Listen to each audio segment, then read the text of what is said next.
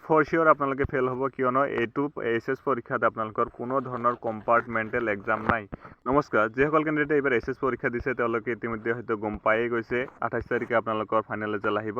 আৰু ৰিজাল্টৰ পূৰ্বে কিছুমান কথা আপোনালোকক জানিব লাগিব। ফৰ এক্সাম্পল, আপোনালোকে কিমান নম্বৰ পালে ফাৰ্ষ্ট ডিভিজন পাব, কিমান নম্বৰ পালে ছেকেণ্ড ডিভিজন পাব, এইচএছ পৰীক্ষাত কিমান নম্বৰ পালে কি ডিভিজন, গোটেইখিনি আপোনালোকে এটা ভিডিঅ' মাধ্যমতে জনাই দিম, আপোনালোকে চাব। কিয়নো আপোনালোকৰ মাৰ্কছ হিচাপে আপোনালোকে ডিভিজন পাব আৰু আপোনালোকৰ যিমান পাৰ্চেণ্ট পাইছে সেই পাৰ্চেণ্ট হিচাপে আপোনালোকৰ স্কুটি স্কিমটো পাব। আপোনালোকে ল'ৰা ছোৱালীৰ কাৰণে বেলেগ হ'ব নে এটাই হ'ব, গোটেইখিনি সম্পূৰ্ণ তথ্য যিবোৰ আছে তথ্যবোৰ আপোনালোকক মই ভিডিঅ'টো জনাই দিম। ভিডিঅ'টো মই দুটা পাৰ্টত বিভক্ত কৰিছোঁ। ফাৰ্ষ্ট পাৰ্টত আপোনালোকে গম পাই যাব এইখিনি কথা, ফাৰ্ষ্ট ডিভিজন কিমান মাৰ্ক, ছেকেণ্ড ডিভিজন কিমান মাৰ্ক, থাৰ্ড ডিভিজন কিমান মাৰ্ক, ষ্টাৰ মাৰ্ক কিমান, এবাৰ কিমান পাৰ্চেণ্ট পালে স্কুটি প্ৰদান কৰিব। আৰু এটা পাৰ্ট হ'ল আপোনালোকৰ যে এই কমন কুৱেশ্যনবোৰ, আপোনালোকৰ কিছুমান কমন কুৱেশ্যন থাকে যে এইবাৰ গ্ৰেছ মাৰ্কিং দিবনে নাই, তাৰপিছত ষ্টেপ মাৰ্কিং আছেনে নাই, কিমান ছাবজেক্টত ফেল হ'লে আপোনালোকে পাছ কৰাই দিব, এটা ছাবজেক্টত ফেল কৰিলে পাছ কৰাব নে দুটা ছাবজেক্টত ফেল কৰালে পাছ কৰাব, কিমান মান গ্ৰেছ মাৰ্ক দি আপোনালোকক পাছ কৰাব, আৰু ৰিজাল্ট 28 তাৰিখে কেইটা বজাত প্ৰকাশ হ'ব। এই গোটেইখিনি আপোনালোকৰ দুটা ষ্টেপত পাই যাব। সেইটো কাৰণে আপোনালোকে ভিডিঅ'টো শেষলৈকে চাই থাকিব। এইটো এটা PDF হয়, ASSEB মানে Assam state school education board, আগতে যিটো এছেক বুলি আছিল সেইটো ফালৰ পৰা আপোনালোকে চাব পাৰে। HS result and scooty eligibility guide আপোনালোকে ইয়াতে চাব পাৰে।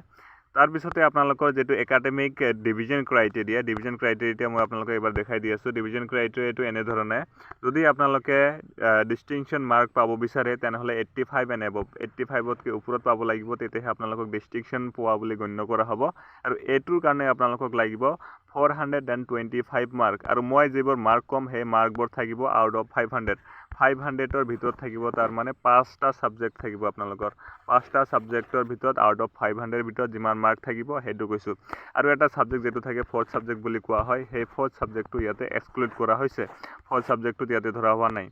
সেইটো কাৰণে আপোনালোকে ভিডিঅ'টো অলপ ভালদৰে চাব। তাৰপিছত যিটো ষ্টাৰ মাৰ্ক আছে, ষ্টাৰ মাৰ্কৰ কাৰণে আপোনালোকৰ 75ৰ পৰা 85ৰ ভিতৰত আপোনালোকে পাৰ্চেণ্টেজ লাগিব। আৰু ইয়াৰে যিটো মাৰ্ক হয় এইটো হ'ল 375ৰ পৰা 424, ইমানখিনি মাৰ্কৰ ৰেঞ্জৰ ভিতৰত থাকিলে আপোনালোকৰ ষ্টাৰ মাৰ্ক থকা বুলি কোৱা হ'ব, ষ্টাৰ মাৰ্ক পোৱা বুলি গণ্য কৰা হ'ব। তাৰপিছত ফাৰ্ষ্ট ডিভিজনৰ কাৰণে যিমানখিনি মাৰ্ক লাগে আপোনালোকক জনাই দিওঁ। ফাৰ্ষ্ট ডিভিজনৰ কাৰণে লাগিব 60ৰ পৰা 74.8%। ইয়াৰে যিটো মাৰ্ক হয়, মাৰ্কটো হ'ল 300ৰ পৰা 374, ইমানৰ ভিতৰত যদি আপোনালোকক মাৰ্ক থাকে তেতিয়াহে আপোনালোকে ফাৰ্ষ্ট ডিভিজন পাব।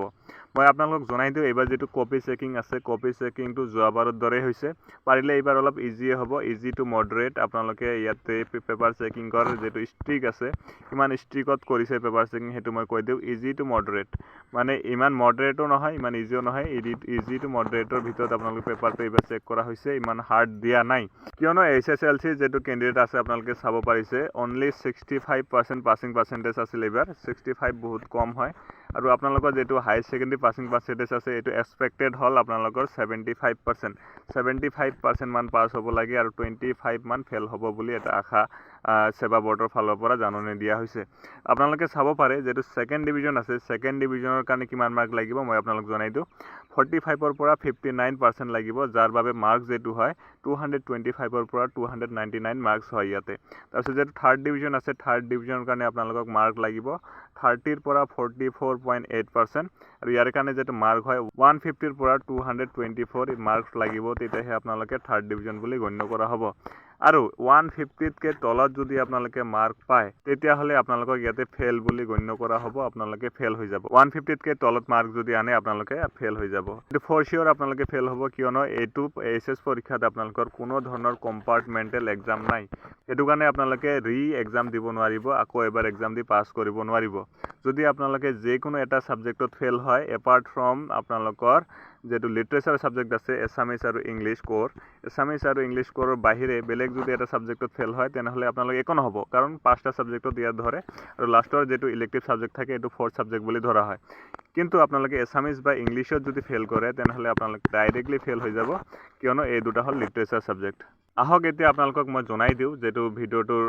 প্ৰথমতে মই কৈছিলোঁ যে কিমান মাৰ্ক থাকিলে আপোনালোকে স্কুটিৰ কাৰণে এলিজিবিলিটি ক্ৰাইটেৰিয়া লাভ কৰিব। স্কুটিৰ যিটো এলিজিবিলিটি ক্ৰাইটেৰিয়া বা যিটো মেৰিট এৱাৰ্ড, সেইটো কোৱা হয় doctor Banikanta Kakati merit award. Eligibility criteria for scooty scheme has been updated for the year session 2026 session. Eligibility criteria যিটো আছে বয়ছৰ আৰু গাৰ্লছৰ কাৰণে আগত বেলেগ আছিল, এতিয়া দুয়োটাৰ কাৰণে একে কৰি দিয়া হৈছে। এইটো হ'ল 80% আৰু হায়াৰ, বা 80%ত যিটো মাৰ্ক আছে, মাৰ্কটো হ'ল 400+, আপোনালোকে 400ৰ ওপৰত যদি মাৰ্ক থাকে 5টা সাবজেক্ট মিলাই তেতিয়াহে আপোনালোকে ডক্টৰ বাণীকান্ত কাকতে মেৰিট এৱাৰ্ড বা স্কুটিৰ কাৰণে এলিজিবিলিটি ক্ৰাইটেৰিয়া লাভ কৰিব আৰু এইখিনি পাবৰ কাৰণে আপোনালোকে ভালকে এক্সামটো লিখা হ'ব লাগিব আপোনালোকে যদি অলপ ভালকে এক্সামটো লিখিছে অলপ ডিসেন্টলি যদি লিখিছে 80% পোৱাটো ইমান ডাঙৰ কথা নহয় যদিহে আপোনালোকে সায়েন্স বা আৰ্টছ বা কমাৰ্চ ষ্ট্ৰীমৰ পৰা হয় তেনেহলে আপোনালোকে ডাইৰেক্টলি এটো চান্স পাই যাব যদি আপোনালোকে ভাল অলপ পঢ়িছে সেলফ ষ্টাডি কৰিছে অলপ টিউশন কৰিছে বা অলপ অনলাইন ক্লাস কৰিছে তেতিয়াহলে ডেফিনেটলি আপোনালোকে এটো পাই যাব আপোনালোকে কোন ষ্ট্ৰীমৰ পৰা হয় কিছুমানে আৰ্টছৰ পৰা আছে কিছুমানে সায়েন্সৰ পৰা আছে কিছুমানে কমাৰ্চৰ পৰা আছে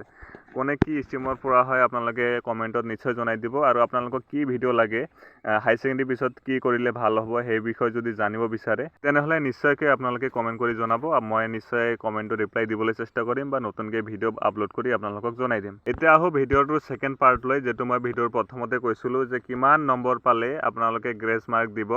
গ্ৰেস মাৰ্ক দি পাস কৰাব ফৰ এক্সাম্পল এটা সাবজেক্টত আপোনালোকে 27 মাৰ্ক পাইছে বা 28 মাৰ্ক পাইছে তাতে যদি আপোনালোকক 2 মাৰ্ক বা 3 মাৰ্ক যদি লাগে তেনেহলে 2 বা 3 মাৰ্ক দি আপোনালোকে এটা সাবজেক্টত পাস কৰাই দিব এইখিনি আপোনালোকে গ্ৰেস মাৰ্ক পাব গ্ৰেস মাৰ্ক 4 মাৰ্ক লৈকেও পাব পাৰে যদি আপোনালোকে বাকি 4টা সাবজেক্টত পাস কৰিছে এটা সাবজেক্টত পাস হ'বলৈ 4 মাৰ্ক লাগে তেতিয়াহলে সেই ক্ষেত্ৰত আপোনালোকে 4 মাৰ্ক লৈকে গ্ৰেস মাৰ্কিং পাব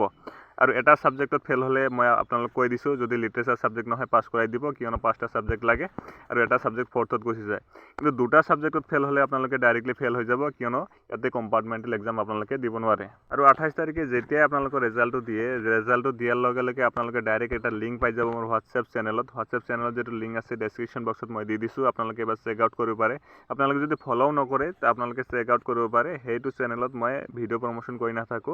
অনলি মই লিংক দি থাকো বা আপোনালোকে কেতিয়া কি আহে আপডেট দি থাকো আপোনালোকে এবাৰ চেক আউট কৰি চাব পাৰে তো আপোনালোকে যদি ইচ্ছুক হয় চেনেলটো জয়েন হৈ যাব পাৰে স্টেপ মাৰ্কিং থাকিব ইয়াতে স্টেপ মাৰ্কিং যেখিনি আছে ফিজিক্স কেমিষ্ট্ৰি ম্যাথমেটিক্স এইবোৰ সাবজেক্টত ডাটা আৰু এনালিটিক্স আছে সেইবোৰ সাবজেক্টত নিশ্চয় স্টেপ মাৰ্কিং পাব যেনে ধৰণে ইকোনমিক্স তাৰ পিছত আপোনালোকে ফিজিক্স কেমিষ্ট্ৰি ম্যাথমেটিক্স এইবোৰত নিশ্চয়কৈ আপোনালোকে স্টেপ মাৰ্কিং পাব বাকি যেবোৰ স্কিমছ আছে এইবোৰ হাই সেকেন্ডাৰী আৰু এছএলসি দুয়োটাই সিমিলাৰ হয় তেওঁলোকে যেনেকৈ পাইছে আপোনালোকে তেনেকৈ পাব কিয়নো সেম বোৰ্ডৰ আন্ডাৰত হয় এএছএছবি আন্ডাৰত হয় তো আজিৰ কাৰণে আছিল ইমানেই ভিডিও যদি ভাল পাইছে লাইক কৰি দিব লগতে চেনেলটো সাবস্ক্ৰাইব কৰি দিব thank you so much thanks for watching video দেখাৰ বাবে ধন্যবাদ জয় আই অসম ভিডিওটো আগবঢ়াৰ আগতে মই আপোনালোকক এটা ইনফৰমেশ্যন দিব বিচাৰো আপোনালোকে যদি সিৰিয়াছ এস্পিৰেন্ট হয় এডিআৰই 3.0 যদি ক্ৰেক কৰিব বিচাৰে তেনেহলে আপোনাৰ তাত এটা ই-বুক থাকাত বহুত ইম্পৰ্টেন্ট হৈ যায় জৰুৰী হৈ যায় সেইকাৰণে মই আপোনালোকক এটা ই-বুক দিব বিচাৰো যত থাকিব reasoning English general mathematics general knowledge of India আৰু জেনাৰেল নলেজ অফ আসাম আৰু যিমানখিনি লাগে এটা কম্পিটিটিভ এক্সাম ক্ৰেক কৰিবৰ কাৰণে গোটেইখিনি মেটেৰিয়েলছ এই পিডিএফটোত আপোনালোকে পাই যাব হেল্পফুল হ'ব আসাম পুলিচৰ কাৰণে এডিআৰই 3.0 কাৰণে এসএসসি জিডিৰ কাৰণে বা এনি আদাৰ ষ্টেট লেভেল অৰ চেন্ট্ৰেল লেভেল এক্সাম আপোনালোকে এই পিডিএফৰ দ্বাৰাই আপোনালোকে ক্ৰেক কৰিব পাৰিব পিডিএফটো পাই যাব আপোনালোকে টেলিগ্ৰাম সাৰ্চ কৰিব লাগিব জব আজকাল YT নাইবা ডাইৰেক্ট লিংক যেটো আছে ডাইৰেক্ট লিংক যদি আপোনালোকে ক্লিক কৰে মোৰ ইনষ্টাগ্ৰামত পাই যাব ইনষ্টাগ্ৰামত মেসেজ কৰিলে মই আপোনালোক দিব পাৰিম এই যে ই-বুক আছে ই-বুকৰ প্ৰাইসটো মই অনলি 49 रुपीस ৰাখিছো কিয়নো বিনামূলীয়াকৈ দিলে আপোনালোকৰ এই ভ্যালু নকৰে বস্তুবোৰৰ হেতু কাৰণে মই অনলি 49 रुपीसত দি আছো আপোনালোকে যদি ইচ্ছুক হয় এটো লবলৈ তেনেহলে আপোনালোকে ডাইৰেক্ট ইনষ্টাগ্ৰামত মেসেজ কৰিব পাৰে বা টেলিগ্ৰামত এটো সাৰ্চ কৰি মেসেজ কৰিব পাৰে যদি লব বিচাৰে তেনেহলে লব পাৰে